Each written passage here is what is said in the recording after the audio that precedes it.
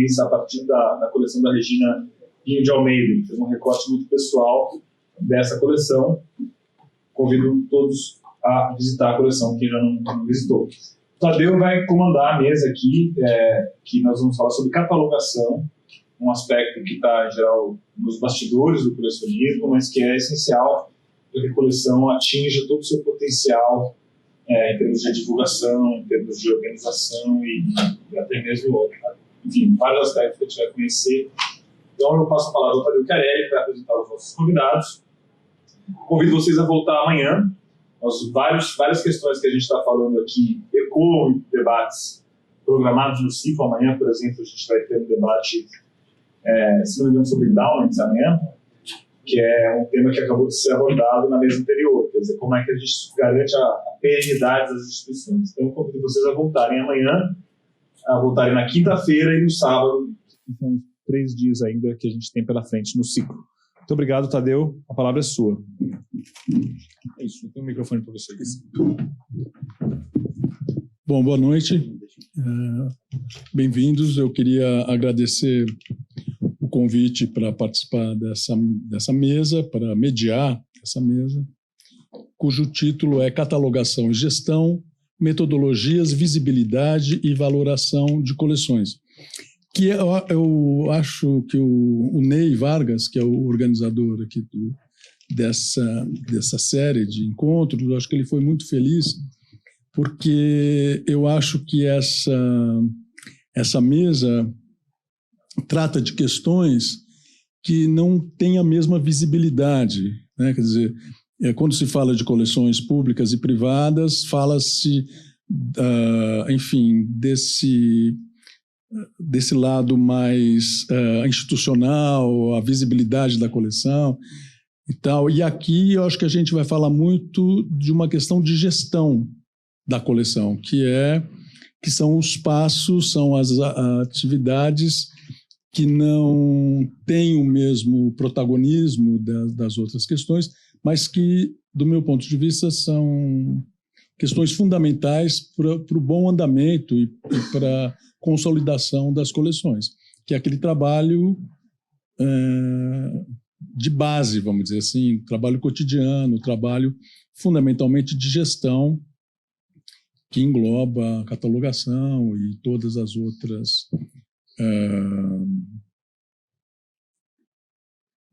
outras áreas que não têm, talvez, tamanha visibilidade, que dão uma outra espécie de interesse a coleções privadas e a coleções públicas também. Bom, e eu acho que essa mesa é uma mesa especial para mim, em primeiro lugar, tenho certeza que para vocês também, porque eu estou aqui com 2 profissionais que, em ocasiões diferentes da minha vida, eu tive o prazer e a honra de trabalhar conjuntamente. E não tenho a menor dúvida que são algumas das pessoas mais qualificadas para falar do tema de hoje. Eu começaria apresentando o Max Perlingeiro, que é um colecionador, editor, curador, administrador de coleções e galerias. Ele foi fundador e é diretor da Pinacoteca Cultural. Ele fundou a Pinacoteca Cultural em 1979, no Rio de Janeiro, da Multiarte em 87, em Fortaleza, e a Pinacoteca em São Paulo em 2002. E a Edições Pinacoteca também responsável por catálogos e livros extremamente significativos e importantes.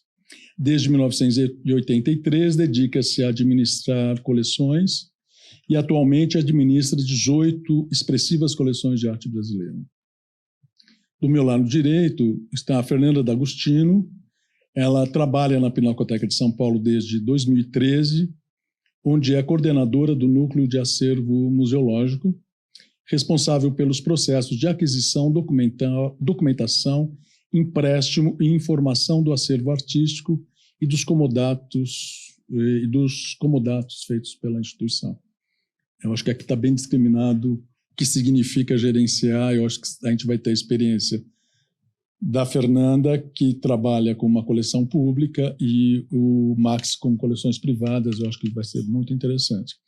A Fernanda é formada em artes visuais pela Faculdade de Santa Marcelina, aqui de São Paulo, com especialização em gestão arquivística pela Fundação da Escola de Sociologia e Política de São Paulo, e atuou como assistente curatorial nas mostras 28ª Bienal de São Paulo, em 2008, e na 11ª Bienal de Istambul, em 2011, tendo sido pesquisadora e supervisora do projeto Reorganização dos Sistemas de Armazenamento, Organização, Acesso e Divulgação do Acervo Artístico e Documental da Pinacoteca do Estado de São Paulo, entre 2011 e 2012.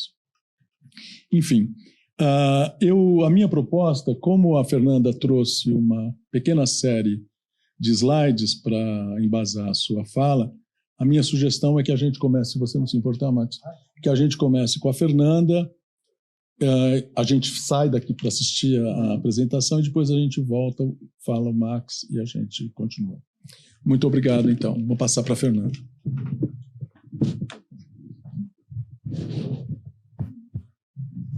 Obrigada, Tadeu. Obrigada a todos pela presença. Boa noite. Se puderem abaixar a luz, eu agradeço. Eu vou falar, enfim... eu vou falar da perspectiva da Pinacoteca para o assunto da mesa de hoje. Espero não ser muito técnica, mas vou tentar atravessar os temas propostos aqui para o debate. O acervo da Pinacoteca é um acervo público, ele pertence ao governo do Estado de São Paulo e ele é composto hoje de aproximadamente 10.260 obras. Além disso, a Pinacoteca também tem 465 obras em comodato, que é uma modalidade que é importante para o museu e vem crescendo. Assim, nos últimos anos foram feitos alguns comodatos que são muito importantes para a instituição. Dentro desse acervo, eu quis trazer aqui muito para casos de arte contemporânea mesmo, a gente pensar a arte contemporânea dentro de um acervo público e esses desafios que ela impõe assim, para a catalogação, porque é bem específico. Dentro do acervo, apesar de ser um acervo bem numeroso, quase 50% são obras em papel, suporte papel. É uma das maiores coleções de gravura, são aproximadamente 4.000 gravuras dentro da coleção da Pinacoteca, e depois a gente vai ter pinturas, esculturas, instalações, e desde os anos 2000 o museu tem investido muito numa coleção de instalações e videoarte, em crescer um pouco essa coleção do que seria time-based media. E isso tem ocorrido com maior ênfase nos últimos anos, porque hoje os dois programas de aquisição os dois programas frequentes em curso de aquisição no museu são, na verdade, um é um programa do museu, o outro não, mas desde 2012 o museu tem um programa que são os patronos da arte contemporânea, então eles adquirem obras de arte contemporânea especificamente para a coleção. E também tem sempre uma recorrência de doações durante o evento SP Art, que também são de obras de arte contemporânea. Então, as duas entradas principais de arte contemporânea estão nesses dois momentos.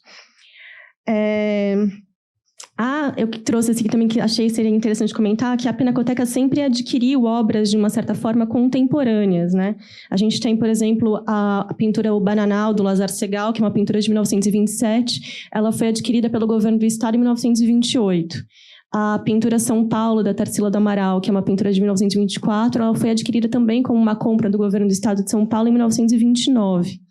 E o Bicho, da Lígia Clark, que é uma única obra do acervo da Lígia Clark que nós temos, que é o Caranguejo Duplo, ele é de 1961 e foi adquirido em 1977, quando a artista ainda era viva. E essas hoje são obras que são grandes destaques da coleção do museu, né? Na parte de documentação, é curioso até citar isso, mas uma das primeiras pessoas que organizou a parte de inventário da Pinacoteca foi a própria Tarsila do Amaral. Na década de 20, ela foi contratada para fazer a organização desse inventário. E, bom, hoje a equipe de documentação quem coordena sou eu. E nós temos 6 profissionais trabalhando. E o que a gente vem focando desde 2013 é em criar documentos normativos e diretrizes, basicamente, assim. Porque a coleção é muito diversa, a gente tem uma documentação que é bem variada, que ela atravessa 113 anos do museu, então tem informações muito irregulares para todas as obras, então a gente trabalha muito criando documentos normativos e diretrizes. Para citar alguns, né, a gente criou um guia para identificação e descrição dos materiais e técnicas, de como a gente entende os materiais e técnicas, como a gente descreve esses materiais no processo de catalogação, junto com o apoio da equipe de conservação e restauro dos curadores. A gente tinha um curador que era especialista em gravura, que é o Carlos Martins. Ele orientou todo esse trabalho na parte de gravura.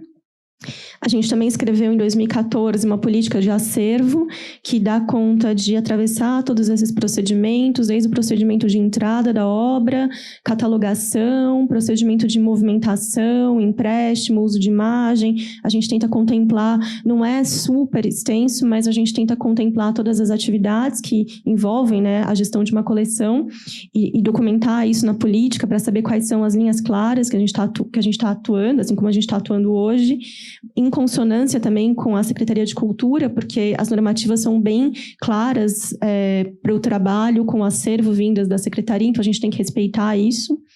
A gente também escreveu um manual de catalogação no ano de 2014 e fez uma revisão em 2017.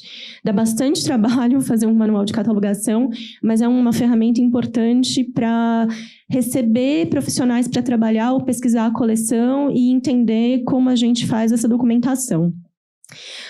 Como o assunto aqui é arte contemporânea, isso é legal de enfatizar que o maior desafio no manual de catalogação foi estabelecer parâmetros para a coleção para as obras de arte contemporânea. Assim, as obras de arte contemporânea, elas têm múltiplas classificações. Não dá para você simplesmente dizer que é uma pintura, uma escultura, um desenho. As obras atravessam essas classificações todas. Isso até fica isso fica não importante, se é que dá para falar assim.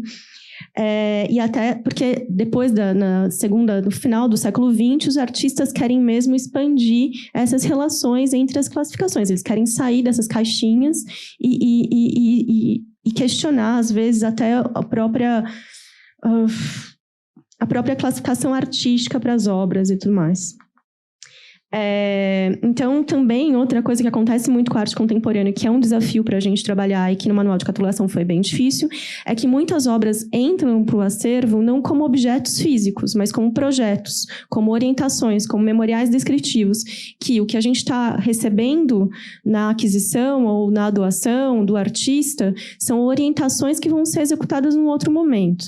Ou então a gente recebe, são obras que estão com elementos que estão muito vinculados a produtos, objetos, equipamentos, situações ligadas ao nosso contexto hoje, cotidiano, mas que a gente também não tem muita certeza da garantia dessa sobrevivência, dessa existência em outros contextos e no futuro.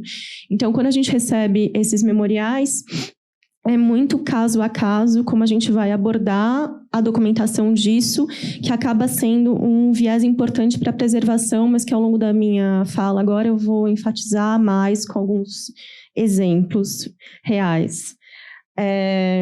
Eu estou falando isso, mas a gente tem muita incerteza em relação ao tratamento da arte contemporânea. Então, no manual de catalogação, a gente deixou claro, deixou explícitas as nossas questões e a indicação de que algumas descrições vão ter que ser pensadas caso a caso e considerando as realidades das obras. Essa foi uma visão geral assim, do acervo, mas a gente também estende esse mesmo tratamento que a gente dá documental às obras que estão em comodato com o museu. E eu achei que para esse panorama que a gente está trazendo aqui de arte contemporânea, essas relações entre as esferas pública e privada, eu achei que seria importante trazer como exemplos algumas obras que são dos comodatos que o museu tem. Então eu vou começar a mostrar algumas imagens para vocês, se não me atrapalhar aqui, espero não me atrapalhar. Bom, o primeiro caso assim, que eu quero comentar com vocês é sobre um comodato da coleção Roger Wright. A coleção Roger Wright é uma coleção de arte brasileira que a Pinacoteca recebeu em 2015. São 178 obras que vão ali dos anos 60, uma parte de pop arte brasileira, até os anos 80. Só que a gente tem hoje uma exposição em cartaz de longa duração que ela vai desse período mesmo. A gente tem os anos 60, os anos 80, termina ali na metade dos anos 80, mas que também, junto a essas obras, a gente recebeu também algumas instalações que ficavam no espaço. O colecionador, o Roger Wright, ele tinha um espaço que era uma galeria onde ficavam algumas instalações colocadas ali de artistas contemporâneos, como a Sandra Cinto, o Valtércio Caldas, a Lígia Pape, o Cildo Meireles, a Rivane Neuschwander, o Shelpa Ferro. E essas instalações, em alguns casos, eram obras que foram feitas especificamente para o local, para aquela galeria da Roger Wright, ou eram já instalações consagradas, como a do Cildo Meireles, que é o Stricto. Então, assim, a gente tinha esse trabalho de... Eu vou pular aqui.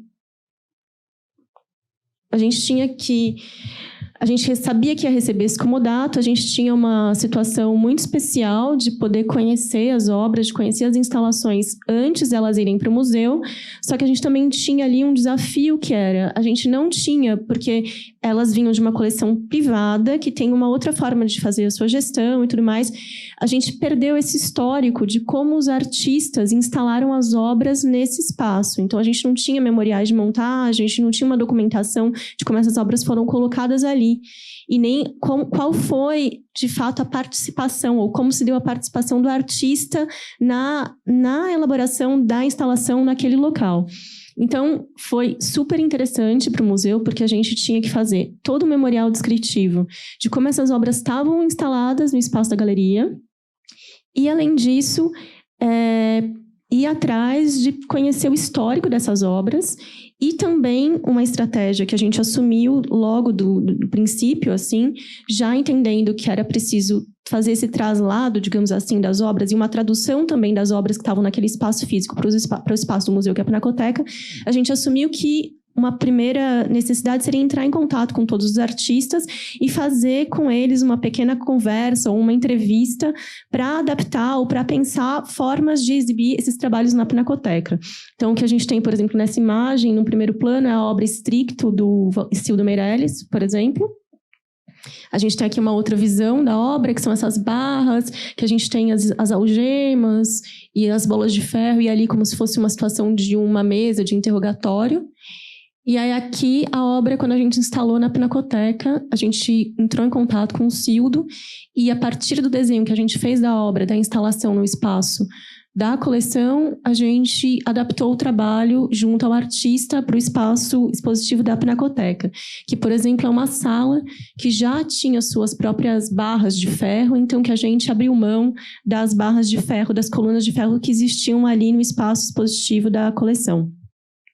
Então, esse foi um exemplo assim, de uma interlocução para pensar nessa adaptação, e a partir daí o que a gente faz é, já que a gente está falando de documentação, é documentar todas essas decisões, documentar o desenho de como era a instalação ali do lado esquerdo. A gente tem o desenho que a gente fez quando retirou a obra da coleção, e depois a gente adapta...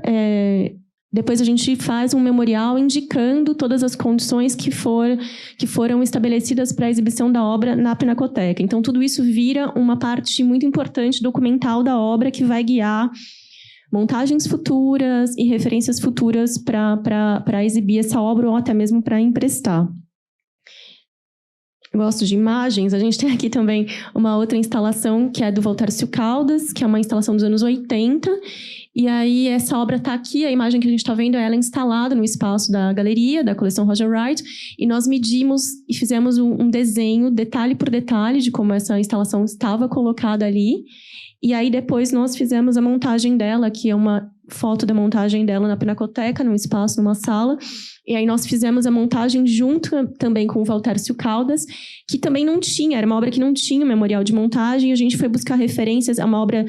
É uma instalação que tem tiragem, uma das tiragens faz parte da coleção do Museu de Arte Moderna no Rio de Janeiro, então a gente entrou em contato com eles e conseguiu obter informações de como, dos detalhamentos que eles tinham lá, e a partir disso, mais a ajuda do Valtércio, a gente estabeleceu a montagem, e novamente, eu não tenho aqui imagem, mas a gente também criou um memorial descritivo para fazer a montagem dessa obra em outras situações futuras, né? Aqui... Eu também só vou comentar mais sobre uma obra da coleção Roger Wright, depois eu vou falar de uma outra situação. O que acontece muito nesse tipo de situação em que a gente entra em contato, eu estou falando hoje de um comodato, mas a gente também recebe muitas doações de coleções privadas, que podem ser de instalações, e não necessariamente existe essa documentação que compreende tantas informações sobre a obra. Então, nesse caso que a gente está vendo aqui, é uma instalação do Shelpa Ferro, que também estava na galeria da coleção Roger Wright, e que eles foram construindo junto com o colecionador, que foi adquirindo obras desses artistas, e foram construindo esse espaço, que era como se fosse uma salinha dedicada exclusivamente... Era uma salinha dedicada ao Shelpa Ferro. E quando a gente começou a fazer esse trabalho documental, entrando em contato com os artistas, a gente foi percebendo que isso não era uma instalação como uma obra única, mas era uma instalação composta de muitas obras de várias etapas da trajetória desses artistas. Então, é algo que também a gente consegue na arte contemporânea muito com a interlocução bem exaustiva. Os artistas, às vezes, também perdem esse lastro, não conseguem ter tantas informações precisas sobre o momento de produção de determinadas obras, e a gente vai construindo esse histórico juntos. Uma outra obra bem instigante para a gente fechar a discussão e depois eu poder fazer algumas considerações sobre o trabalho com arte contemporânea é essa obra do Nelson Lerner, que é o Anjo Exterminador. É uma instalação que, primeiro, a gente recebeu na forma de um comodato da coleção André e José Olímpio Pereira. Essa obra entrou em comodato na Pinacoteca e depois ela foi doada. Ela entrou em comodato com o compromisso de ser doada depois do término do comodato, e agora ela é parte do acervo da Pinacoteca. É uma obra que é composta por 2.556 objetos de 261 tipos de figuras diferentes. E aí, quando a gente foi receber essa obra, simplesmente não existia um memorial de montagem, existia uma fotografia de como a obra deveria ser exposta e muitas caixas com muitos objetos. Então, foi um trabalho de identificação de todos esses objetos que nós medimos e etiquetamos e identificamos um a um. Para depois, então aqui tem um trabalho da gente medindo as bandeirinhas, todas as figuras. E isso virou... Aqui a gente vai armazenando também, vai identificando quais são as fileiras. Aí aqui a gente tinha uma situação, a gente recebeu esses objetos para fazer a instalação e a gente tinha um curto espaço de tempo para executar essa instalação. O artista não veio, mas ele mandou um assistente que trabalhou com ele numa montagem que ele fez dessa obra. E aí eu quero chegar logo numa imagem que eu acho que é a mais divertida. A gente tinha anotações, vai buscando e vai fazendo anotações em papel, ao mesmo tempo que vai entrando em contato com a obra, vai criando uns diagramas, vai decidindo como fazer o trabalho um pouco ali também. A gente não tem um plano inicial, mas a obra vai trazendo soluções para como a gente vai trabalhar. E aí o que eu queria mostrar, por exemplo, é que a gente precisou chegar ao ponto de fazer assim, são figuras religiosas, tem na religião católica, tem de outras religiões afro-brasileiras. Então a gente teve que fazer como se fosse um guia de identificação de todas as tipologias, identificar quem eram esses personagens, não tinha identificação nenhuma. Então a pombagira rosa negra, a cigana sulamita, quantos objetos de cada uma dessas figuras a gente tinha, quais eram as dimensões, em quais fileiras ali naquela 1, 2, 3, 4, na quinta coluna que aparece da direita para a esquerda, da esquerda, da minha direita para a esquerda, enfim. Quais colunas essas figuras apareciam, e a gente fez tudo isso antes de montar a obra. Então, quando a gente foi montar a obra, ficou muito mais fácil. Inclusive, essa é uma estratégia, porque o artista já disse que essas peças podem quebrar. Então, o que é mais importante é a gente achar uma figura numa loja que é o olho de lobo. Então, também é um diálogo, não é que essas peças são únicas, ele comprou isso em lojas. Então, se a gente tem a referência, a gente consegue substituir essas peças. Aí, tudo isso, depois que a gente faz esse trabalho, que precisa ser, assim, a gente nunca tinha pensado que ia ter que aprender sobre identificar o que é uma cigana sete saias, mas teve que saber o que era uma cigana sete saias. Depois de fazer todo esse trabalho de identificação e fazer a montagem, aí a gente cria também um memorial descritivo, junto com a equipe de conservação e restauro, para saber tudo que a montagem precisa, tudo que a gente sabe que deu certo, tudo que deu errado. E a gente vai criando um desenho de como montar. A gente indica também como é melhor fazer, que funciona melhor. Então, vamos começar de fora para dentro, primeiro o centro, e aí vai estabelecendo isso e cria e registra tudo isso no memorial de montagem. Inclusive, situações como essa, o que vai fileira a fileira, quais são as peças, o que vai, a ordem, a sequência. A gente fotografou, cada fileira a gente fotografava. Fazia uma fileira, fotografa, para ter várias frentes para conseguir reproduzir isso a qualquer momento, sem a ajuda do artista. Se precisar emprestar essa obra, a Pinacoteca empresta muita obra para terceiro. A gente já tem um memorial que alguém, com isso, munido dessa informação, vai conseguir montar essa instalação.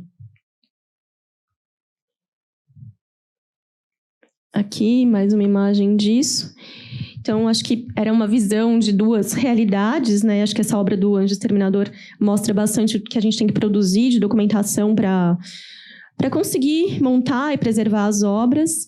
Mas acho que, agora fechando, assim, acho que a documentação de arte contemporânea é uma atividade que necessariamente precisa da participação de vários profissionais do museu. Não é só o pessoal de documentação que trabalha nessa frente. Então, a gente conta com a ajuda dos conservadores, dos curadores, várias vezes também dos artistas, às vezes de colaboradores dos artistas, que nem os artistas têm as respostas, porque eles fizeram essas obras com a ajuda de outros técnicos, às vezes de assistentes anteriores, de montadores. Então, todo mundo participa desse processo de fornecer informações sobre a produção, né, sobre a obra de arte. Ela também acaba sendo uma ferramenta fundamental para a preservação dessas obras a longo prazo nas coleções, e isso, assim, o que a gente faz no dia a dia para documentar essas obras de arte contemporânea inclui registrar todas as montagens que são feitas da obra. Toda vez que a obra é exibida no museu, a gente vai lá e registra isso. Todas as orientações e preferências dos artistas que eles passam para a gente, as condições mínimas necessárias, quais são as condições ideais, quais são os pontos de atenção em relação aos materiais efêmeros ou os equipamentos que vão sofrer obsolescência. Então, assim, a gente já sabe que tem uma obra que está meio condenada com alguns elementos, a gente também já documenta isso. A gente também documenta quais são as soluções que já foram testadas e que foram bem-sucedidas e mal-sucedidas, como naquele memorial de montagem que eu mostrei do Anjo Exterminador. A gente já aponta isso, o que funciona e o que não funciona. E todas essas informações, elas formam um corpo documental da obra que é fundamental de ser feito tanto quanto conservar os itens que fazem parte da obra. Também ajuda a gente a pensar em situações de montagem que são desconhecidas. A gente não sabe quais vão ser todos os espaços que vão acolher essas obras no futuro. Então, ter o máximo de informações possíveis sobre as possíveis possibilidades, não, mas todas as possibilidades de montagem de uma obra ajuda nesses cenários futuros. Então, às vezes a gente precisa saber a trajetória do artista, se aquela obra foi feita para algum espaço específico. A gente tem situações como, por exemplo, tem uma instalação do Júlio Plaza na coleção que é feita com luz neon, que é uma obra dos anos 70, que a gente está no acervo há muito tempo, nunca teve uma preocupação, naquela época não tinha uma preocupação de memorial de montagem, que hoje a maior fonte de informação para a gente montar é um pôster da exposição da década de 70 na galeria, que tem a disposição exata das luzes, e aí a partir dessa informação a gente faz uma montagem, a gente faz uma documentação dessa montagem, e a gente vai criando esse corpo de informação da obra para montagens futuras, né? Acho que alguns pontos de fricção para o nosso debate são também os limites para a arte contemporânea do museu, entre o museu e a intenção dos artistas, porque a gente tem uma responsabilidade de mostrar não só a obra, mas também uma responsabilidade com o público, com a sustentabilidade financeira da instituição, com outras obras que também são expostas com essas obras. Então, a gente, às vezes, precisa fazer escolhas na hora de exibir determinadas obras que estão relacionadas a essas condições, né? Orçamento, outras obras na sala. E essas decisões todas precisam ser registradas para a gente saber também no futuro por que a obra se apresentou daquela forma. Não só o resultado final, mas também quais foram as questões que pautaram aquela montagem. Outra coisa que eu acho interessante, que a gente percebeu recentemente, que pode ser boa para o nosso debate, são as obras que são partes de tiragem, e isso acontece muito com as instalações, e que você tem uma obra que está no acervo da Pinacoteca e uma outra obra que está numa coleção privada, por exemplo. Então, para citar um caso, a gente tem uma obra no acervo que é da Cláudia Andujar com a Gisela Mota e o Leandro Lima, é uma obra em parceria dos dois, que chama Ianoá, o título dela é Ianoá, e ela é uma tiragem de 3, uma dessas dessas obras está na coleção da Pinacoteca e outro em uma coleção particular. Os artistas já montaram conosco 2 vezes essa obra. Em 2 situações diferentes, eles mudaram aspectos da apresentação da obra.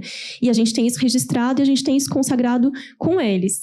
Recentemente, a gente fez um workshop na Pinacoteca para discutir com outras instituições e a gente convidou um pessoal da Tate para falar sobre essas coleções de time-based media. A gente convidou a Gisela Mota e o Leandro Lima para falar do trabalho dele, da produção deles nesse contexto, e eles comentaram que essa montagem do Ianoá, desde que eles fizeram com a Pinacoteca, tem sido a montagem que eles estão utilizando em outras exposições.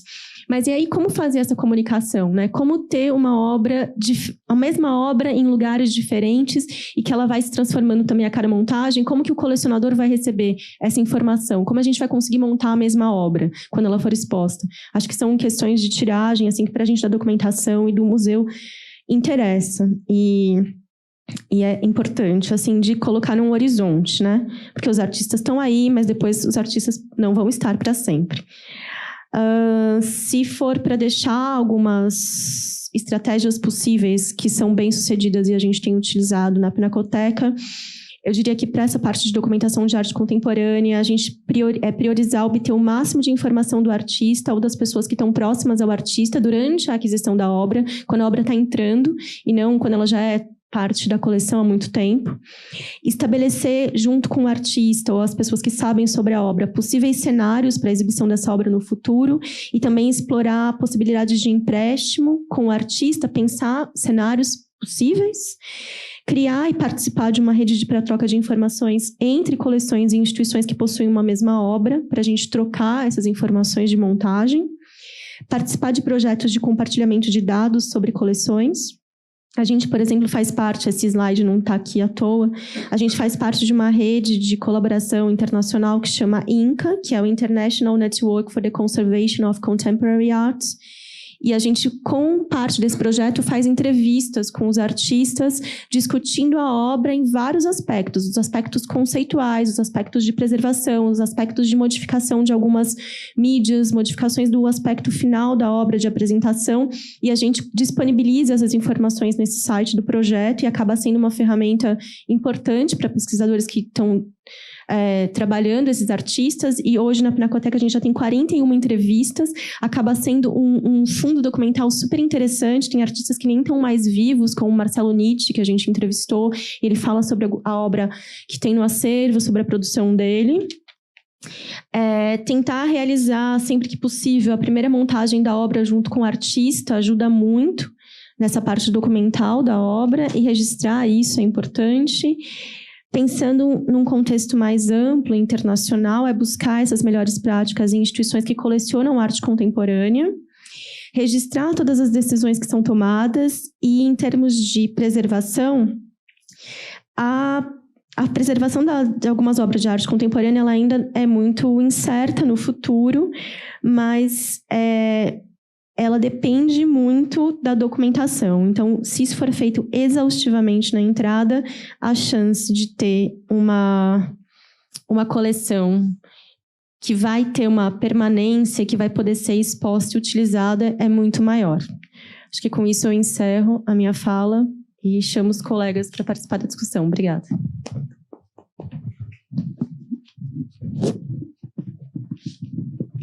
Obrigado, Fernanda. Eu passaria, então, a palavra para o Max Perligeiro, para que ele, por favor... Está ligado? Alô? Pronto. Boa noite a todos. Regina, parabéns pela casa. Realmente, acho que São Paulo recebeu um grande presente. Vida longa. Ney, muito obrigado pelo convite. Tadeu. Fernanda, fiquei cansado. Aquilo que a equipe da Fernanda faz junto à Pinacoteca do Estado de São Paulo, a Pinacoteca, que é uma instituição secular, uma coisa muito interessante. Eu tive a possibilidade e a oportunidade de montar algumas exposições de arte brasileira do século XIX na Pinacoteca. em gestões anteriores, Araci Amaral, Fábio Magalhães, e a arte evoluiu. A Pinacoteca era quase que um templo do século XIX, existente em São Paulo. A Fernanda ressaltou algumas aquisições muito importantes, como o caso de Lazar Segal, Tarsila do Amaral, mas, no fundo, a Pinacoteca tinha grandes coleções de arte brasileira do século XIX, sobretudo a coleção de Almeida Júnior e a coleção de Pedro Alexandrino. Lembro bem que eu fui fiel depositário de uma obra do Almeida Júnior, um grande painel doado à Pinacoteca, e a Pinacoteca, na época, não podia receber essa obra, por algum motivo que já não, nos meus próximos de 70 anos, eu já não lembro mais de alguma coisa. Então, eu lembro que eu fiquei como fiel depositário dessa obra no Rio de Janeiro durante mais de um ano, até que a Pinacoteca pôde receber, e eu senti falta, né? Era uma obra magnífica, ficava... ela não ficava em reserva, até porque a minha reserva nessa época era uma reserva bastante modesta, e então ela ficava na minha sala. Fisicamente, todo dia eu via aquele Almeida Júnior extraordinário. Na época foi uma doação bem significativa de uma coleção do Rio de Janeiro, da senhora Julieta Bueno. Então ela doa esse Almeida Júnior, doa Vasquez, Caron, Green, e, enfim. E hoje você vê uma Pinacoteca arejada. Imagina a coleção Roger Wright, que foi uma coleção que eu tive a oportunidade de ver, e as aquisições que são feitas para a complementação de grandes coleções. E esse é o futuro dos museus. Em 1983, o meu primeiro desafio foi a organização formal da coleção Roberto Marinho. Isso nós estamos falando, talvez seja um ano que muitos de vocês não tenham nem nascido. E era uma coleção de um empresário, um homem muito poderoso, e que não tinha noção do que ele possuía da sua coleção de obras de arte. E foi um trabalho muito grande, né? Na época, mecanização nem pensar. O banco de dados era uma coisa muito incipiente. Hoje em dia é muito mais fácil. E a organização formal dessa coleção nos possibilitou fazer 3 grandes exposições, uma no Rio de Janeiro, em 85, uma em Buenos Aires, em 87, e outra em Portugal, em 89. Daí em diante, começaram a surgir novas coleções em busca de uma organização formal. A segunda foi a coleção Exilda e Sérgio Fadel, que para nós foi um grande desafio, que era uma coleção com aproximadamente 2.000 obras, e não só de pinturas, mas também de artes decorativas. Então, nós tínhamos uma equipe bastante grande de especialistas que se debruçaram em cima daquela grande coleção, distribuída em mais ou menos 6 sets. A diferença de uma coleção privada e uma coleção pública, a coleção pública está mais ou menos toda ela sobre a guarda de um único local. A coleção privada, ela serve, em primeiro lugar, ao gosto do colecionador. Ele usufrui da coleção dele, porque ficam nas paredes. E só que essa coleção era um desafio muito grande, porque tinham aproximadamente 6 ou 7 locais em onde as pessoas se deslocavam. Uma equipe de fotógrafos, museólogos, era uma coisa absurda. Nessa época, nós estávamos começando a trabalhar com banco de dados.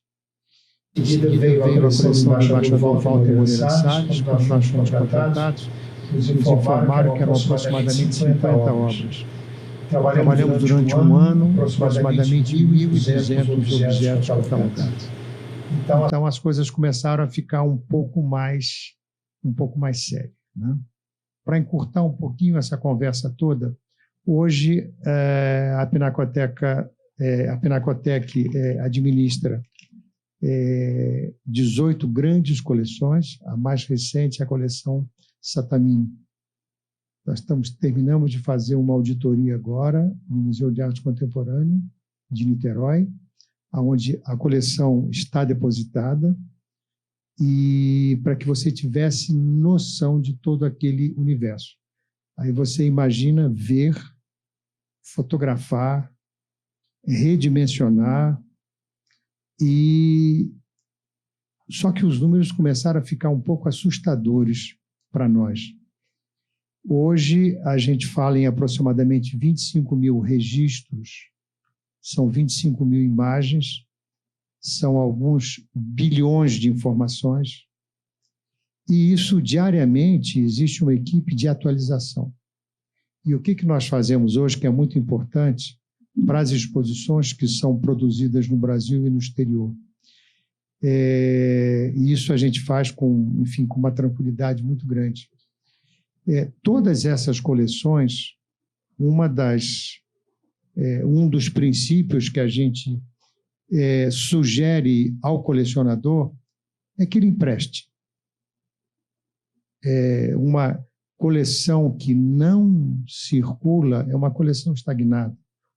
E aquilo que você pode mostrar, aquilo que você pode compartilhar, é uma coisa muito importante.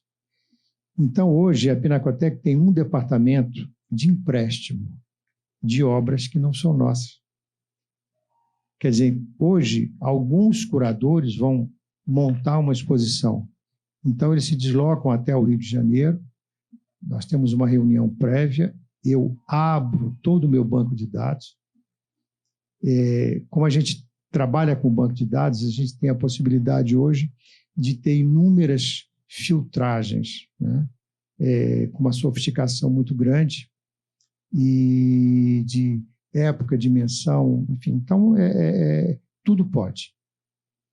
E, contrariando um pouco a apresentação, me permita, Tadeu, me permita também, a catalogação hoje gera um produto que o colecionador tem muito orgulho de ter, que é a possibilidade, meu celular está ali, que é a possibilidade de você ter a arte na palma da mão.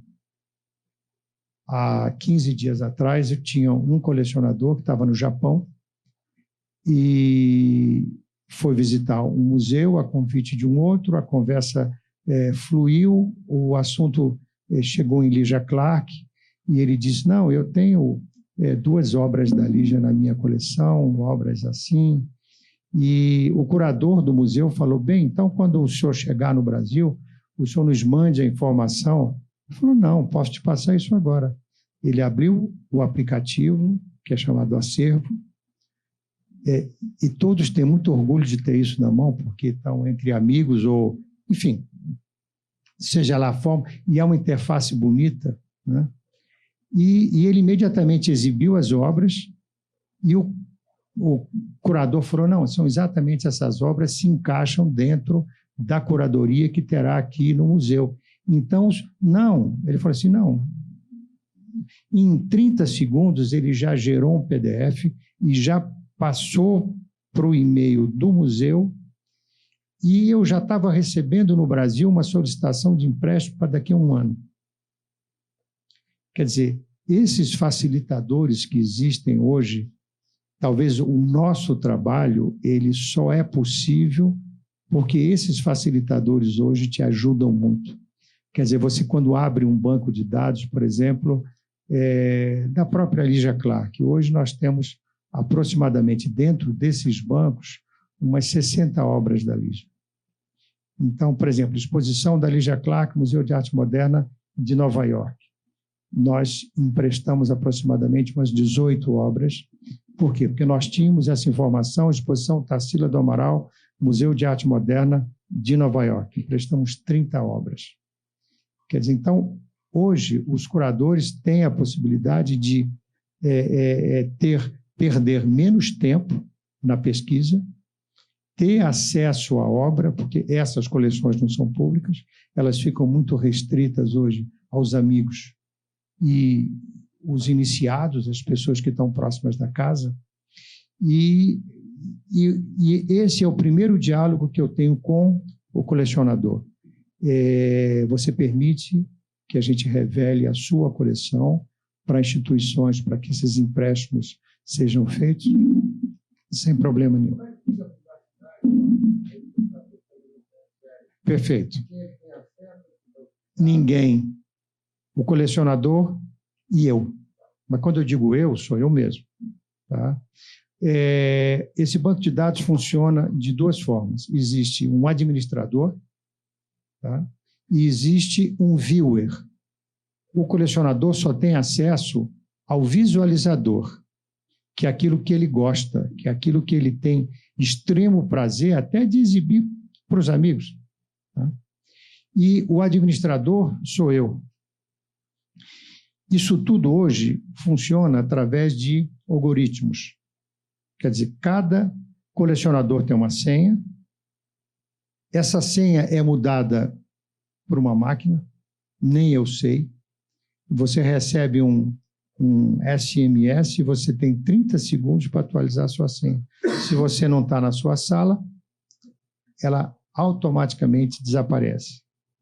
Quer dizer, então, tudo isso hoje é uma coisa muito bem gerenciada. Pois não. Esse acesso, o colecionador é apenas a coleção dele. Só a coleção dele, mais nada. Ele tem um dispositivo que é um visualizador da coleção dele, onde ele tem um login e uma senha. Então, e está disponível para baixar esse aplicativo? Nada. Isso foi uma coisa desenvolvida por você, não? É uma coisa desenvolvida por nós há muitos anos atrás. De como funcionava há muitos anos atrás? O colecionador recebia um CD, colocava na máquina dele e ele tinha um visualizador, tá? Quer dizer, o CD hoje, né, isso passaram-se alguns anos, hoje é a nuvem. Então, isso tudo hoje está hospedado num determinado país. O nosso módulo de segurança, a coisa mais fantástica, eu entrevistei inúmeras pessoas. O melhor módulo de segurança eu encontrei com uma empresa de Israel. Então, eles têm um módulo de segurança de nuvem que é extraordinário. Enfim, nada é impossível hoje para que um hacker entre, mas outra coisa, ele não vai encontrar, por exemplo, nos campos visíveis, informações financeiras.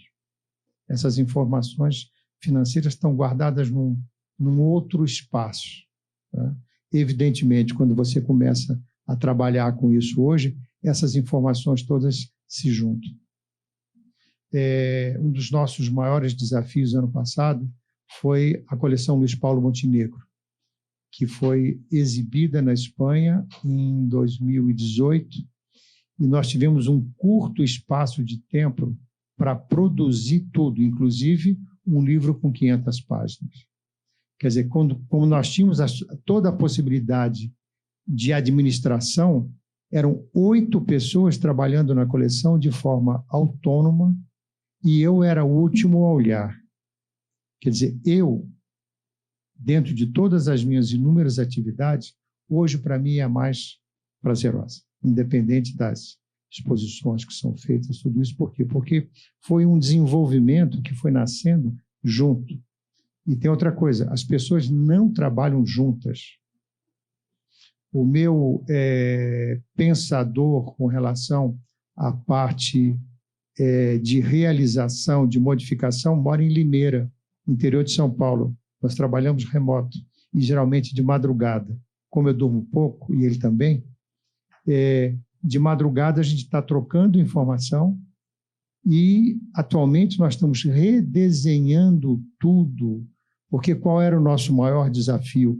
Quando você tinha 25 mil registros, isso distribuído em 18 grandes coleções, as obras se movem, as obras se mexem.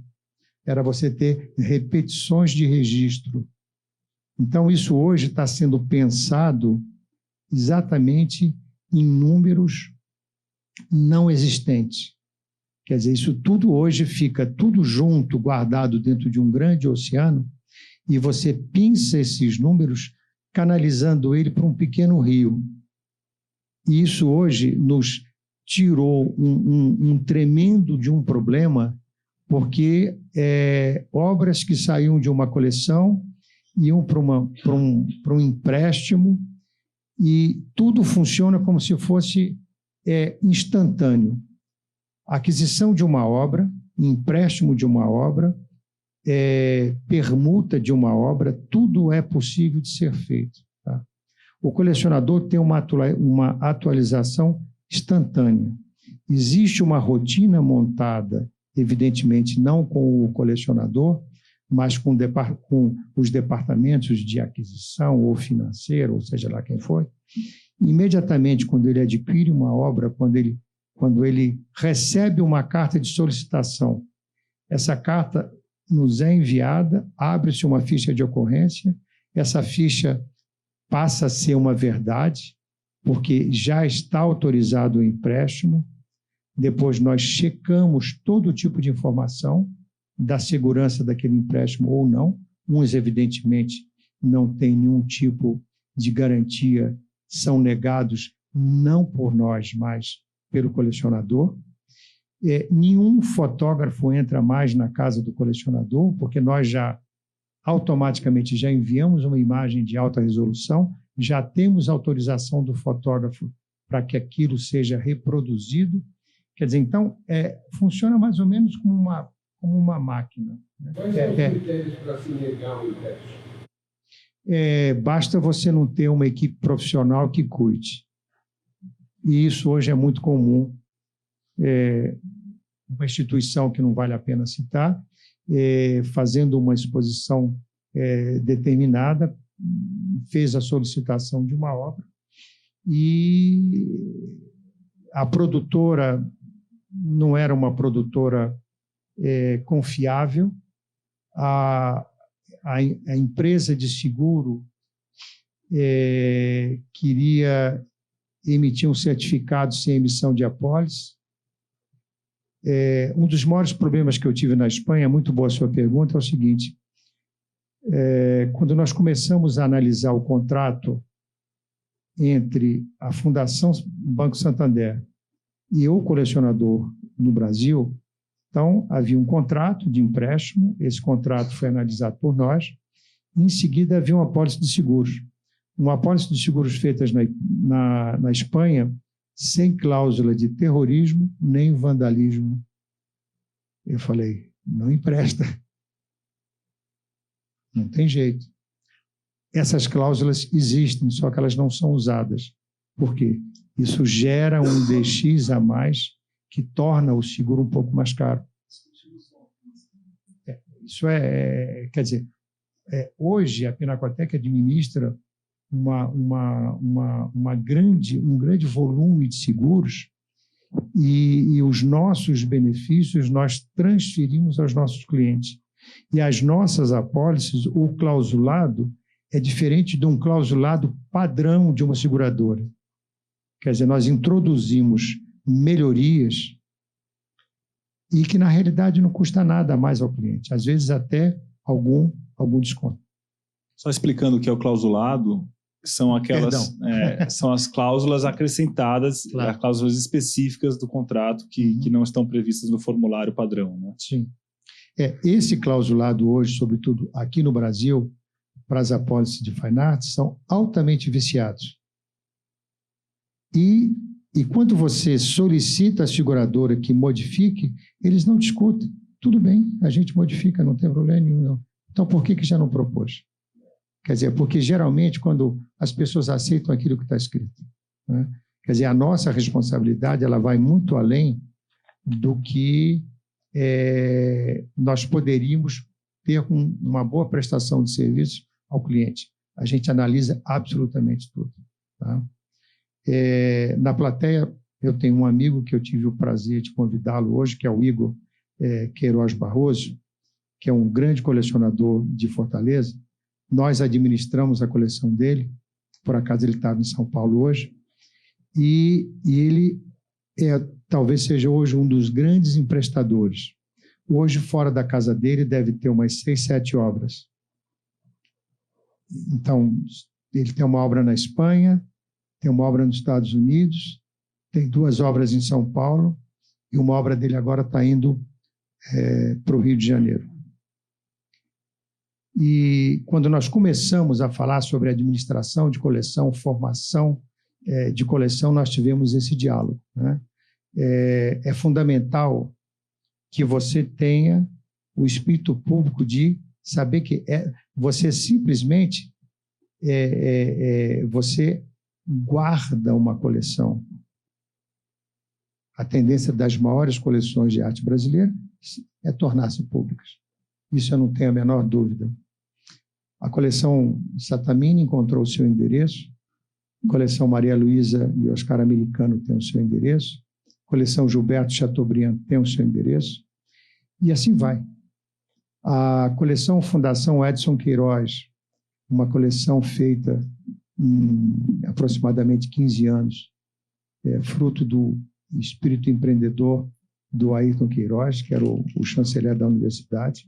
O Tadeu teve o prazer de conhecer parte da coleção lá. É uma coleção que nós administramos há muitos anos. A partir dessa administração, nós tivemos a possibilidade de produzir agora o catálogo geral da coleção Fundação Edson Queiroz, que, enfim, aproximadamente 1.000 páginas, 2, 3 mil reproduções. Quer dizer, tudo isso saiu de uma forma muito rápida. Por quê? Porque nós tínhamos um sistema de organização que nos permitiu produzir aquilo com muita agilidade. E ainda com um estudo básico de todas as exposições e bibliografias existentes. Quer dizer, todas as coleções, hoje, existe também um grupo de pesquisadores que só fazem isso. Quer dizer, então, hoje você vai à Pinacoteca do Rio de Janeiro, se algum dia vocês tiverem a possibilidade de ir ao Rio, só para vocês verem como funciona. É uma coisa muito interessante. Quer dizer, são pessoas jovens. Hoje nós temos aproximadamente 6 estagiários e mais aquilo que nós chamamos de departamentos especializados, e que a informação chega para você de uma forma extremamente ágil. Como eu falava há pouco, hoje, quando o colecionador movimenta ou ele adquire alguma obra, em fração de segundo, ele já vê a obra na coleção dele. Às vezes, alguns até estranham, mas espera aí, eu nem paguei. Eu falei, você não pagou, mas eu já fui informado. Isso não é problema meu. Max, queria... Enfim, você tem colocado... Não, falou muito bem. Eu queria estabelecer uma questão que, na verdade, é um esclarecimento, tanto da sua parte como da parte da Fernanda, porque a Fernanda, na fala dela, ela mencionou aquele núcleo de arte contemporânea, se eu estou bem lembrado, é um núcleo de arte contemporânea, que é uma associação de pessoas patronos da arte contemporânea, que a cada final de ano compram obras para a Pinacoteca. Agora, eu acho que um dado que seria importante deixar claro é que essas obras que esses patronos compram são obras que são indicadas pelo corpo de curadores da Pinacoteca. Isso é uma questão que eu queria que você falasse. E, na sequência, eu queria ouvir o Max essa administração, esse gerenciamento de coleções, está embutido nesse gerenciamento a escolha de obras e sugestões de obras para esses colecionadores? Eu só pediria para que ela respondesse, para ver esse intercâmbio aí da questão da base das obras, né? Enfim, da qualidade, da procedência, por aí vai. Sobre os patronos da arte contemporânea, o museu tem a sua política de aquisição, então a Pinacoteca já tem uma visualização de algumas obras ou dos artistas de interesse. E aí, ao longo do ano, a curadoria decide, escolhe algumas obras que seguem, que atendem esses critérios, que estão disponíveis, e fazem uma sugestão. Os patronos, eles fazem uma contribuição anual, é um grupo de hoje aproximadamente 100 patronos, e aí com essas indicações é feita uma assembleia no final do ano, geralmente outubro ou novembro, e aí dentro desse conjunto de obras, os patronos também decidem quais obras vão ser adquiridas pensando nesse teto, no valor que está disponível para aquisição, que sempre é menor do que a seleção dos curadores. Outra forma também, Tadeu, quando eu falei das doações na SP Arte, o que acontece também dentro do museu é que algumas pessoas têm interesse em doar obras para o museu, mas também querem sugestões do que são de interesse para o museu. Então, é um diálogo entre um doador e a instituição para receber doações que são já doações esperadas e que o museu já gostaria de receber. Então, também tem esse tipo de negociação. Então, acho que, não sei, esclareceu? Para ilustrar, ontem a gente teve a presença da Renata de Paula, que é uma das patronas, ela nos contou como é que é esse procedimento de aquisição, essa reunião, como é que acontece, tem todo é feita uma apresentação pelos curadores, né, e não é uma decisão do corpo de patronos, mas sim da própria Pinacoteca. Né? Então, só para dizer que como essas mesas estão interligadas e... Na verdade, o corpo de curadores apresenta uma série de possibilidades de obras, eles defendem as obras, é interessante, porque é um exercício, os patronos estão na Assembleia. Aí eles decidem quais eles vão comprar. Isso depende do montante de dinheiro, porque, sei lá, tem 10 propostas, às vezes não conseguem as 10, mas conseguem 8, por exemplo. Enfim, é um processo interessante. Bom, eu passaria a palavra para você, Max. Um dos maiores dilemas que acontece nessa nossa administração é que, além de um contrato de confidencialidade que nós temos com os colecionadores, nós também temos um contrato. Eu sempre digo para ele, a partir de hoje, a Pinacoteca tem um braço comercial, que são as 3 galerias. A partir de hoje, você deixou de ser meu cliente, porque eu não posso administrar uma coleção e eu não posso vender para ele. Isso é antiético. Isso eu não faço. Tá? Outra coisa, eu não interfiro nas compras. As compras é responsabilidade dele, nem em valor comercial. Isso seria totalmente fora dos padrões da própria ética.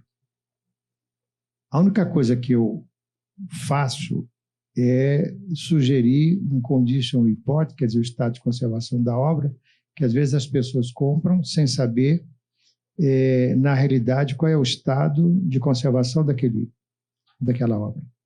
E, às vezes, compram coisas que não têm tanta qualidade. Tá? Físico, claro, lógico. Posso fazer uma pergunta? Claro, lógico. A gente falou de privacidade no âmbito privado, justamente, né? É uma questão fundamental. No âmbito público, a gente tem uma questão oposta, que é a necessidade de fazer circular essas imagens na sociedade, inclusive permitir que elas sejam usadas em projetos culturais, em capa de livros, sei lá, que é uma tendência internacional nos museus de disponibilizar boas imagens em alta, para que você não dependa daquela reprodução horrorosa do Google. A Pinacoteca está abrindo seu acervo para uso, digamos até comercial, para que essas imagens estejam em circulação? Bom, vamos lá. Tem uma questão que é anterior a isso, que é assim, muitas das obras não estão em domínio público. E o que a gente está partindo é assim, nós fazemos a fotografação profissional das obras, a gente não tem as fotos profissionais em alta resolução de toda a coleção, mas tem uma boa quantidade. Nós atendemos solicitações de uso de imagem de terceiros, mas tem esse obstáculo na verdade, para o museu poder fazer essa disponibilização, que são os direitos autorais dos artistas. Então, o que a gente está começando a fazer é ir por um outro lugar, que é estabelecer uma política de gestão de direitos. Entender quais são as nossas limitações, quais são as nossas possibilidades, e a partir daí desenvolver uma política e partir para uma utilização das imagens que pode vir a ser, sim, um projeto de liberar imagens ou não. Nesse momento, não se libera as imagens, mas a gente está percebendo que precisa ir por um outro viés. Mais fácil comprar uma imagem de um museu estrangeiro do que do Brasil. A gente, se quiser comprar do Museu Nacional de Belas Artes, por exemplo, para uma capa de livro, você pode esquecer que não vai receber a gente consegue ter com bastante agilidade esse atendimento de uso de imagem.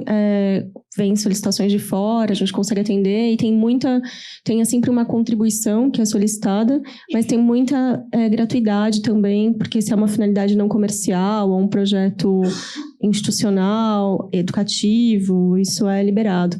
Mas é algo que está no foco, está no horizonte, atenção, mas que a gente percebe que precisa lidar primeiro com essa questão dos direitos vinculados às obras. Enfim, como informação, dependendo de determinados artistas internacionais, não é tão fácil assim. Na experiência no Museu de Arte Contemporânea, possui um acervo significativo de arte internacional. Muitos artistas, inclusive já falecidos, as famílias deixam em escritórios internacionais que fazem a gerência dessas. E nem sempre, quer dizer, muito dificilmente, eles liberam para o museu que possui a obra em sua coleção publicar a imagem em catálogos do museu, a não ser que o museu pague, e pague em euro. Então, fica muito difícil, por exemplo, para vocês entenderem, inclusive, o problema do museu, do MAC, fazer um catálogo das obras internacionais do acervo do MAC, hoje em dia, com certeza, é impossível, porque é inviável, porque não todos, mas uma grande quantidade de artistas que estão ligados a esses escritórios, ou as famílias, enfim, cobram uma coisa pesada para um museu como o brasileiro. Mas isso também pode ser uma fonte de renda para as instituições. Por exemplo, a Pinacoteca poderia viver como RMN na França. Eu só queria complementar, não é significativo assim, mas o que acontece, você citou lá de fora, mas, por exemplo, a gente está com uma proximidade com a Tate para um intercâmbio de informações em relação à gestão de coleções, e o que eles fazem com a coleção deles, por exemplo, é assim, eles liberam, eles comercializam até para fins acadêmicos, eles são bem, eles conseguem tirar bastante recursos dali, só que eles colocam toda a responsabilidade da boa utilização para quem está utilizando a imagem. Então, eles saem de cena dessa responsabilidade, deixam muito claro dentro, eles têm já um site que você consegue comprar a imagem pelo site, mas você se responsabiliza por qualquer problema de direitos autorais diretamente junto aos herdeiros. Então, eles fazem uma intermediação onde eles saem, e assim torna possível. Eles só saem ganhando, realmente. Aí eu falo agora como editor. Tá? Pronto, eu tirei o paletó, botei outra roupa. Isso é um problema muito sério. Você tem um direito do fotógrafo, você tem um direito do artista, você tem um direito do retratado. Isso no Brasil não é levado em conta, mas isso é muito sério. Se você pega o retrato do José da Silva, feito pela Anita Malfatti, existe o direito do retratado. Isso é uma coisa que muito pouca gente... E eu te digo mais uma coisa, Tadeu. Hoje, esse problema no Brasil está uma coisa tão séria. Os herdeiros, enfim. Nós temos um departamento para a editora que só cuida disso. Quando você trabalha com as agências, as agências têm uma tabela por imagem. No Brasil, algumas famílias cobram por centimetragem. Juro. Uma imagem de, vamos dizer, um mínimo de 10 centímetros. Custa X. Uma capa, que era uma coisa que o artista deveria se sentir orgulhoso. Você é uma capa de um livro. Uma capa é um absurdo. Outra coisa, quer interferir no layout.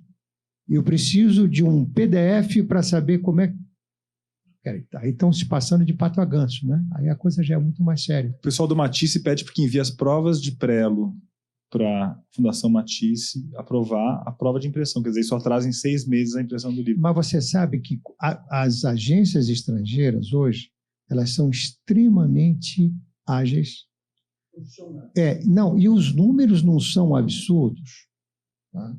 Nós fizemos, ano retrasado, um livro da coleção Ayrton Queiroz, onde tinha um núcleo muito grande de arte estrangeira, Rubens, Matisse, enfim, vários artistas, e não tivemos problema absolutamente nenhum, e números razoáveis comparados com o Brasil.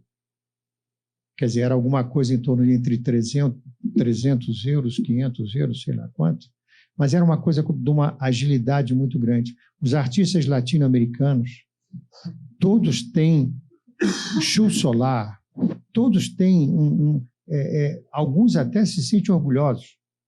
Torres Garcia, é muito simples. Agora você se bate com alguns herdeiros brasileiros, que é um absurdo. Quantos centímetros? Espera aí, o que é quantos? Eu só quero uma imagem. E olha que nós somos doadores de imagens em alta resolução. Nós produzimos a imagem, pedimos licença ao fotógrafo e doamos à família uma imagem em alta resolução. Todos. Para quê? Para que isso já sirva como fonte no futuro, seja lá quando for. Agora, isso hoje é uma coisa absurda. Você pega, por exemplo, um livro como o Catálogo Geral da Fundação, que são aproximadamente 880 obras, quase... É uma negociação absurda. E hoje eu tenho por norma o seguinte: se o número for absurdo, não tem imagem, é um espaço em branco. Eu deixo Maria Martins. Com a legenda? A legenda com exposição, bibliografia, procedência, com tudo. Claro. O MAN teve uma atitude ano passado que eu achei fantástica. Me consultaram, eu falei, faça isso. Não conseguiram com os herdeiros do Antônio Bandeira, borra a imagem. Borra a imagem. Pronto. Aí você mostra que está tendo Isso é um contrassenso. Isso é um contrassenso, claro. Isso é um contrassenso. Claro, tem que ter um ponto ótimo entre o direito de autor, que é legítimo, né? Como diz o Andrew Wylie, aquele agente literário, ele fala: se na época de Shakespeare houvesse copyright, teríamos Shakespeareland e não Disneyland. Por outro lado, tem uma questão da democratização desse uso, né? O Tarso queria fazer uma pergunta?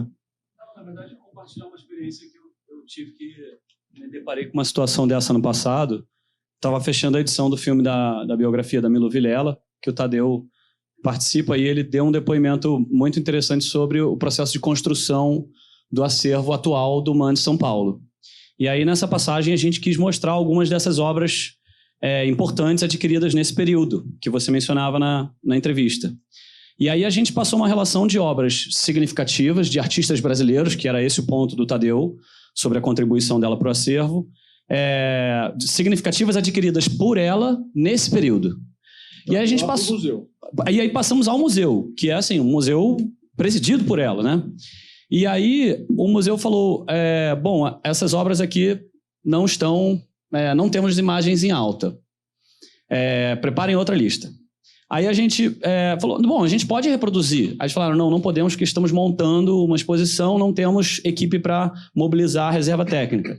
Aí a gente, bom, então tá bom. Então, quais obras vocês têm? E aí eles mandaram uma segunda lista de obras daquele período. E aí chegou uma relação de obras, a gente fez uma peneira das que a gente queria. Aí eles falaram, não, essas fotos o fotógrafo não autoriza. E aí depois a gente pegou só os que os fotógrafos autorizavam. Aí eles vieram com uma terceira camada de controle que foi, não, essas aqui a família não autoriza. Na verdade foi o contrário. Primeiro a família não autoriza. No final a gente, bom, vamos pegar o que tem, né? E aí é ruim, eu acho, para todo mundo, né? para gente que não ilustra o trabalho que a gente queria mostrar, para o museu que não exibe seu acervo, e, em última instância, para o artista, como você disse, que não tem sua obra devidamente exibida e valorizada, seja numa capa, num filme, né? Mas eu acho que isso é uma coisa que os museus, né, assim como você organiza com aqueles monte de procedimento a montagem de uma obra, eu acho que talvez os museus devessem caminhar para uma sistematização disso, para que o seu acervo pudesse ser compartilhado sem tanta dificuldade, né? Depois do Max eu vou comentar também. Isso, uma coisa que a gente faz muito hoje é o seguinte: nós trabalhamos com um fotógrafo no Rio de Janeiro, um fotógrafo em São Paulo. Antes dele dar o clique, a gente já pede uma autorização dele para uso daquela imagem, evidentemente, dando os devidos créditos, todo, e de forma cultural, ninguém vai botar numa lata de requeijão, uma coisa desse tipo, né? E isso funciona muito bem. Portinari teve um requeijão. Tarsila também. Pronto. E Volpe também. Pronto. Falando sério, teve mesmo, né? Não, eu concordo. E o Volpe também. Eu vou comentar a sua fala, Tarso. Eu acho que também seria bom, como você me fez a pergunta, Paulo, sobre como a gente utiliza, e eu falei que a gente está indo para um lugar da gestão de direitos, o que a gente percebe é que, assim, na minha fala eu pontuei como é importante reunir todas as informações na aquisição. Então, a gente também percebeu, as fotografias da Pinacoteca que a gente contrata dos fotógrafos, a gente já tem a cessão total de direitos do fotógrafo. Os direitos...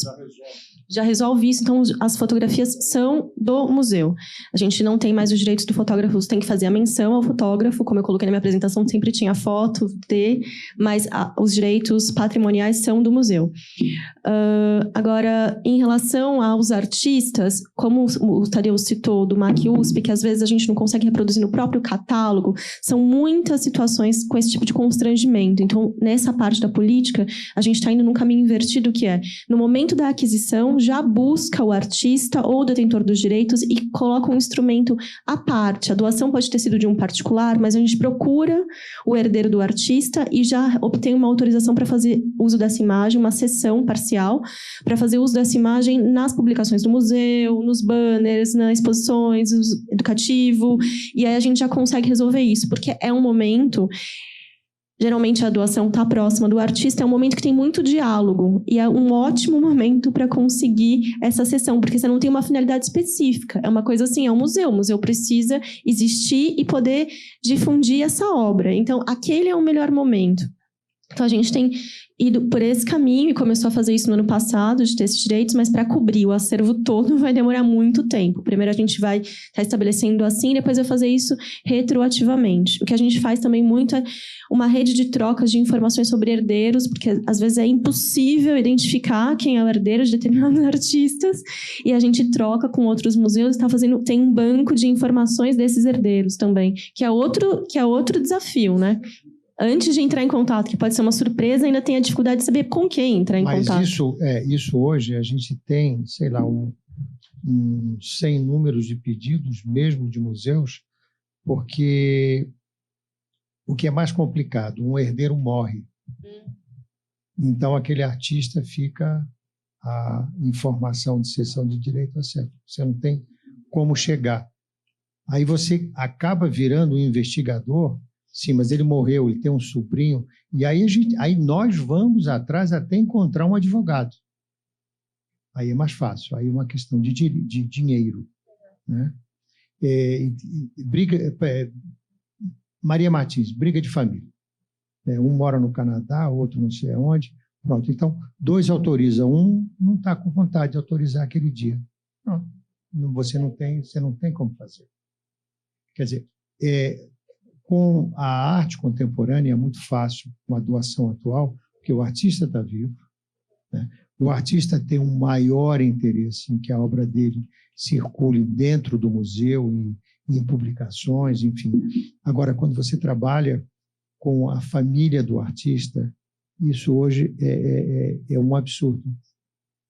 Você não tem... Pois não. Não, colocar 2 exemplos para mostrar como uma questão. Pode falar no microfone, por favor? Eu não vou me lembrar agora, já faz uns 10 anos isso, eu não vou me lembrar o museu, mas foi um museu em Barcelona, eu fui visitar, fui conversar com a curadora e tal, e tinha uma exposição de arte contemporânea com um pequeno catálogo, assim, uma coisa muito bem produzida. E o que me chamou a atenção foi que só tinha uma obra reproduzida no catálogo.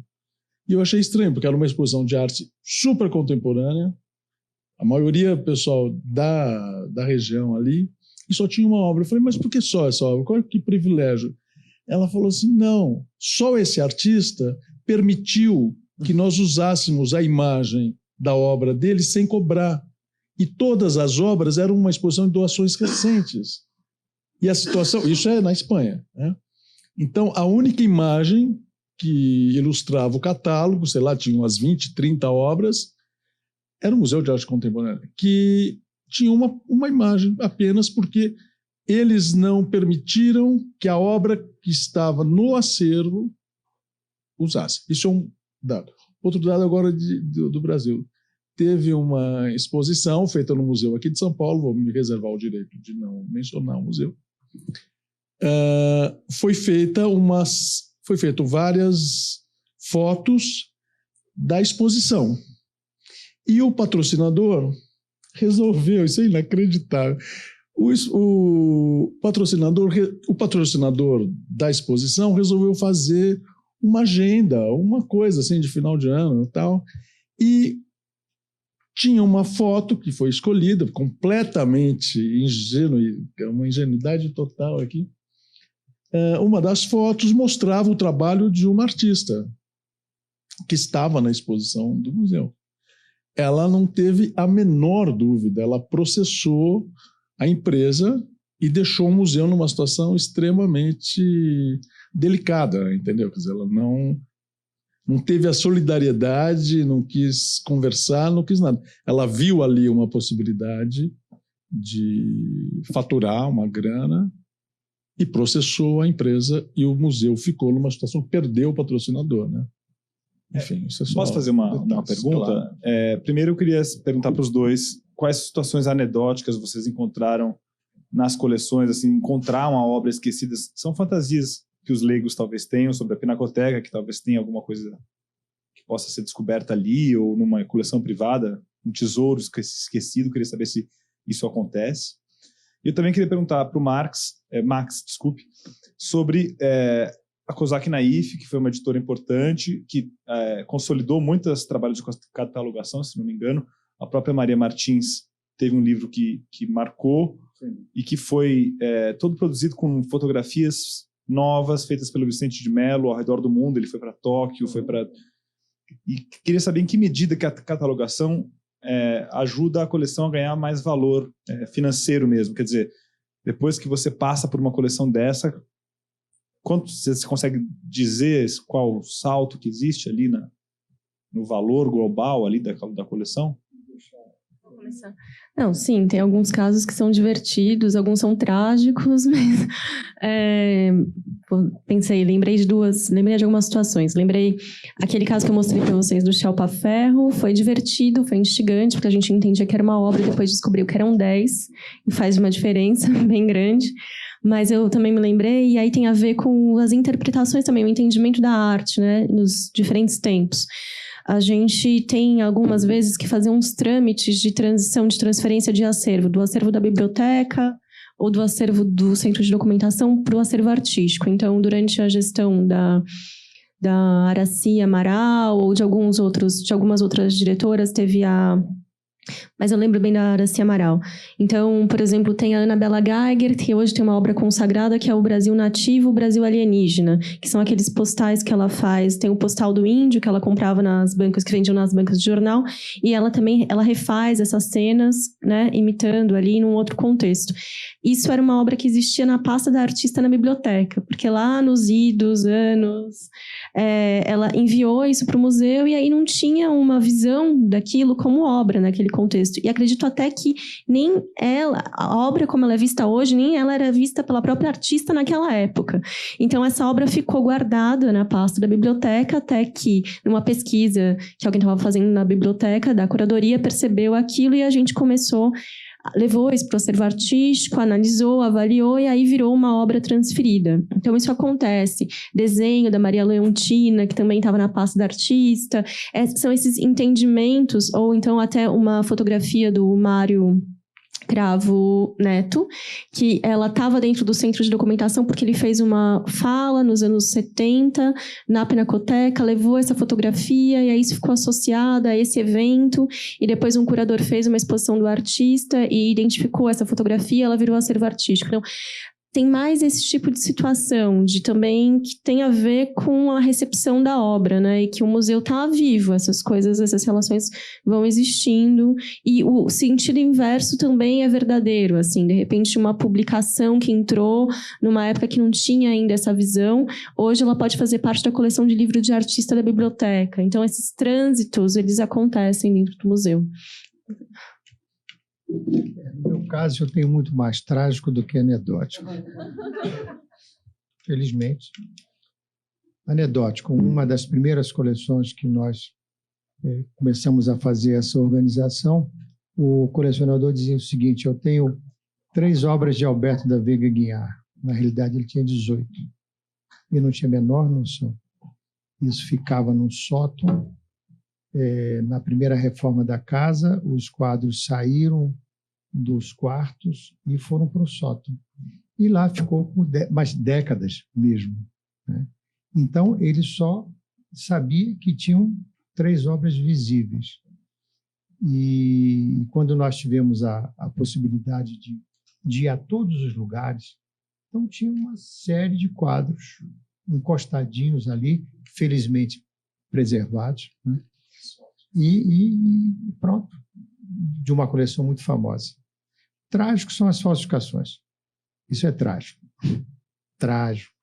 Primeiro dá notícia. Depois ele não acreditar. Tem 2 lados. E aí você tem que provar que você está certo. E às vezes ele até diz, tudo bem, é falso, mas eu quero. Já deixa de ser um problema.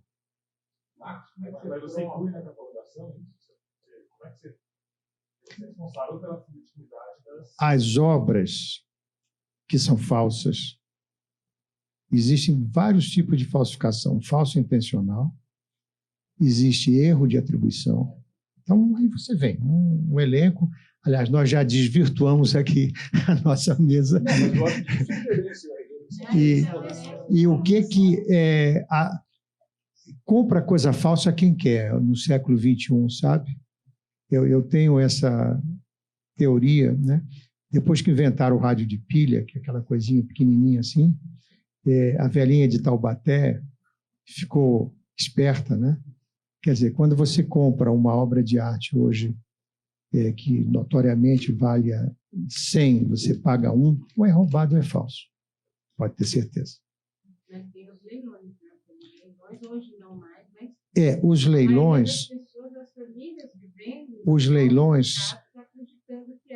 mas aí eu acho que caberia, mas aí já é uma opinião muito pessoal. Eu acho que as pessoas responsáveis por promover leilões de arte, eles deveriam ter o mínimo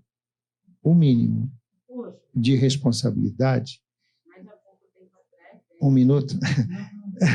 O mínimo de responsabilidade para, pelo menos, já fazer essa filtragem, porque é muito complicado. E o colecionador compra, e quando a obra chega, que você é chamado, é uma coisa absurda. Nós tivemos um caso recente de um colecionador que comprou uma obra fantástica. Ele enfim, reúne um grupo de amigos e coloca a obra no hall de entrada, para que as pessoas vissem. Eu já entrei constrangido. Tinha uma determinada senhora que era uma especialista por longevidade desse artista. E a hora que ela entra, ela olha para mim e pergunta, falei, estou vendo hoje pela primeira vez. E ela, como já tem muita idade, o sincericídio foi exagerado, que ela resolveu fazer um discurso de que foi um... Aí vocês podem imaginar como fica ruim isso para nós. E agora, isso acontece com alguma frequência. Não cabe a mim dizer ao colecionador, antes de você comprar, nos consulte. Porque eu acho que isso é uma interferência numa parte comercial que só diz respeito a ele. Ponto. Pois não.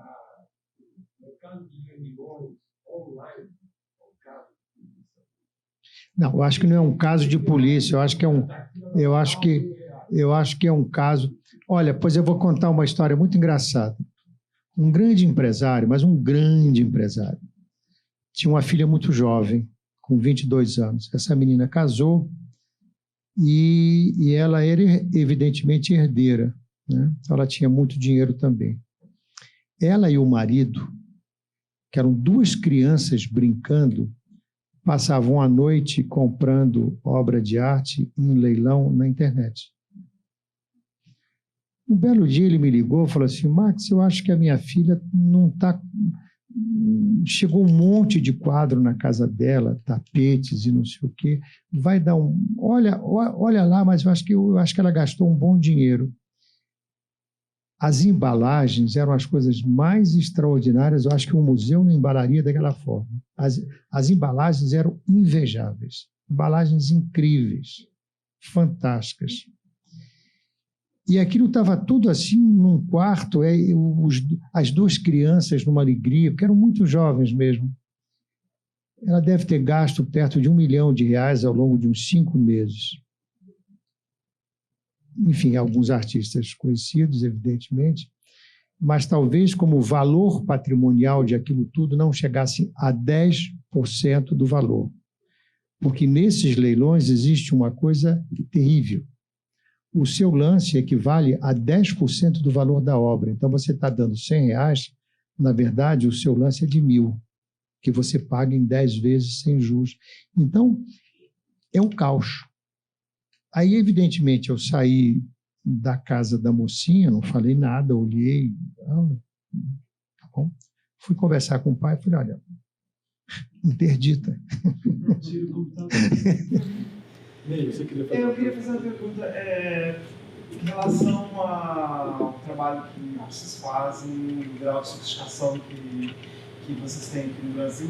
Como que gestão, catalogação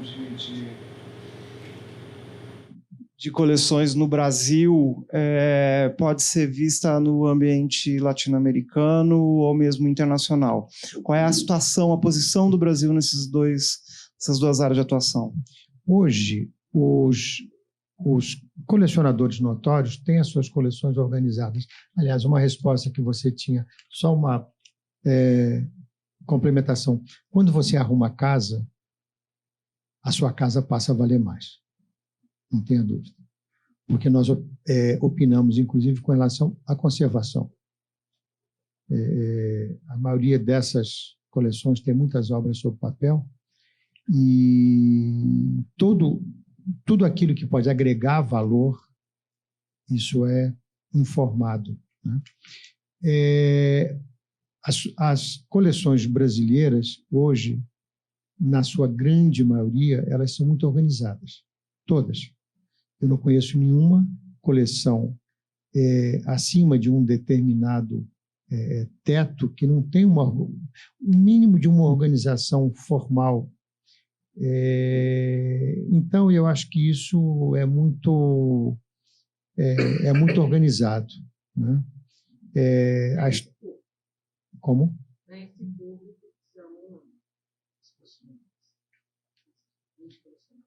Não. Olha, eu iria já para centena.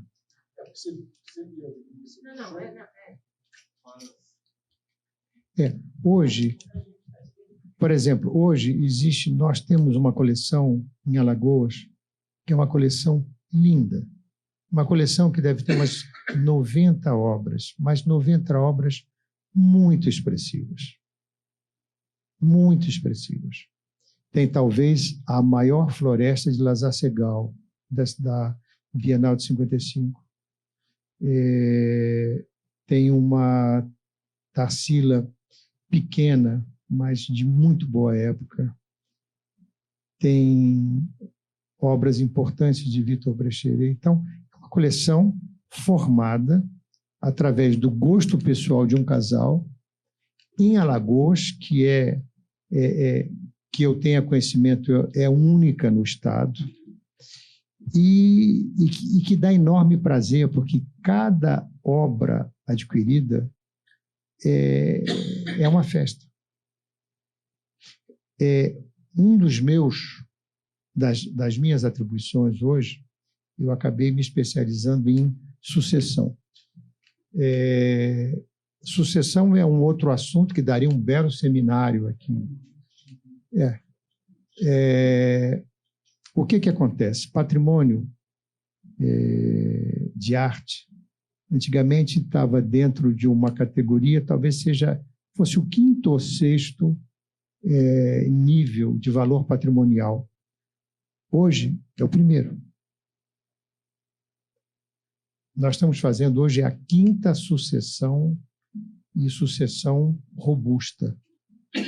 Porque a nossa consultoria vai desde a partilha até a legalização e até o acompanhamento da organização fiscal. Porque essas obras de família, a pessoa comprava sem nota, então vocês auxiliam nessa parte. Legal, legal. E até você sentar e fazer a partilha com certeza. Marcos, você falou do Roberto Marinho, você participou dessa inauguração da casa dele? Dentro da Casa Roberto Marinho, isso, dentro da Casa Roberto Marinho, eu tenho uma loja. O que eu chamo de loja? É uma livraria. E o Roberto Irineu, o filho mais velho, tem uma loja, que é um café. Um dia, a família me convidou, falando, a gente queria que você estivesse ativamente aqui dentro. E aí o Roberto Irineu até brincou, vamos ter 2 lojinhas. Eu tenho um café, você tem uma livraria, né? E a coleção Roberto Marinho, até hoje, ela utiliza o nosso aplicativo. Quer dizer, isso é uma coisa muito recente, né? E aí nós temos uma participação ativa dentro das atividades, eles são autônomos, têm uma administração incrível, e isso reflete a maturidade hoje em dia. Sucessão é um assunto apaixonante. A última pergunta, o último comentário, que nós estamos estourando o tempo. Por favor, termine. Pode falar. Quando você fala que a coleção particular, o futuro dela são de se tornarem públicas, você diz de serem abertas ao público e não sustentadas pelo poder público. Não, delas irem para uma instituição pública, ou pelo menos um pequeno núcleo. Isso eu não tenho a menor dúvida. Pelo comodato, doação. Hoje em dia existe uma palavrinha mágica que eu fiz parte desde o primeiro momento, que são os fundos patrimoniais. Tem um ano que tem um homem chamado Ricardo Levinsky, não sei se foi ele que veio falar. Ele vai estar aqui. Pronto. Quando o Ricardo começou a pensar em fundo patrimonial, endowments, eu ia como ouvinte, há um ano atrás. Então, eu venho acompanhando e venho estudando e venho sugerindo a inúmeros colecionadores que criam o seu fundo patrimonial. Porque quando você chega num determinado tipo de obra, aquilo chega num determinado momento que deixou de ser alguma coisa para você, para a sua fruição na sua casa, como, enfim, você começa a dar uma orientação à sua coleção. Você cria um corpo próprio, né? Uma coleção que ela independe mais daqueles objetos de afeição. O escultor, ele tem uma frase que é muito curiosa, que ele diz que o ato de esculpir é um ato muito solitário. Quer dizer, você agride o objeto, digamos, no caso, a pedra, e a pedra responde, né? Eu acho que uma grande coleção é mais ou menos essa. Você começa a construir e, de repente, você está criando vertentes e rios, e você tem um amigo que é um grande curador, e às vezes você está numa conversa com ele e diz, nossa, a sua coleção hoje seria interessante que tivesse uma Sandra Cinto, ou enfim, seja lá que tipo de artista, por isso, e ele então vai em busca daquilo e de repente aquela obra começa a dialogar com uma outra obra e pronto, é um moto contínuo. As coleções de arte brasileira, elas, com raríssimas exceções, elas nascem ou no século XIX, algumas anteriores, no século XVIII, no século XVII, e elas vão evoluindo. Quer dizer, alguns colecionadores jamais admitiriam ter um Sérgio Camargo ou uma Lígia Clark em casa, né? E, de repente, o Sérgio Camargo faz falta e a Lígia Clark também. A coleção Fundação Edson Queiroz é uma coleção que começa como toda a coleção formada no Brasil. Ela começa com paisagismo, ela começa com uma linguagem mais próxima do colecionador e ela vai crescendo, só que ela cresce para frente e para trás. Vanguarda e retaguarda. E as coisas vão crescendo. E coleções privadas que tendem a se tornar públicas, um monte. Coleção Fadel. O destino é uma instituição, por comodato, por doação, enfim.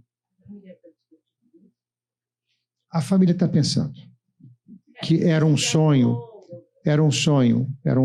dele. Tá?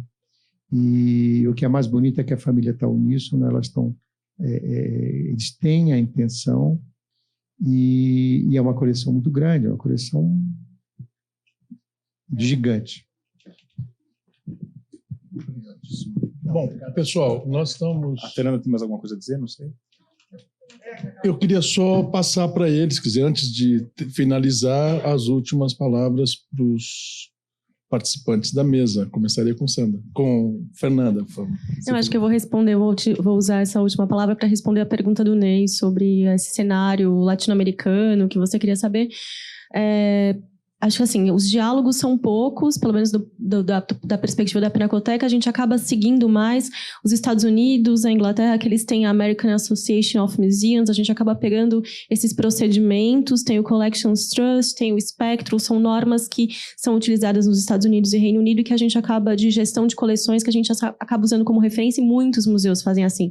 Para dar uma ilustração disso, a American Association of Museums tem um modelo de Facility Report que a gente recebe muitos Facilities Reports de muitos lugares e a maior parte deles, seja na Alemanha, seja na Espanha, eles utilizam esse mesmo modelo. Então, nesse ponto, eles são uma referência. O Max falou bastante sobre essa questão de ter as coleções online, de ter as coleções em bancos de dados, mas um ponto bastante complicado ainda nos museus aqui do Brasil, e aí eu falo com outros colegas de outros museus, e eu sei que a gente tem essa dificuldade, é ter uma boa ferramenta de gestão de coleções, uma ferramenta digital, um banco de dados, um sistema de gestão.